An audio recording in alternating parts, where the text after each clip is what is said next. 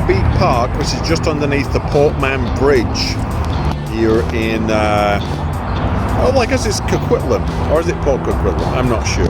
But anyway, we're by the Fraser River, and we're going to fly up the Mini 2, and we're also going to get Denize flying for the first time, and that'll be interesting because she's never flown a drone. She's watched me lots of times, but never flown herself. So here's the bridge. So we're going to have a look at the bridge. We're not going to fly over the bridge because that would be not right. And then we're going to fly with the Mini 2 over the water, but not too low because that's suicidal, and go from there.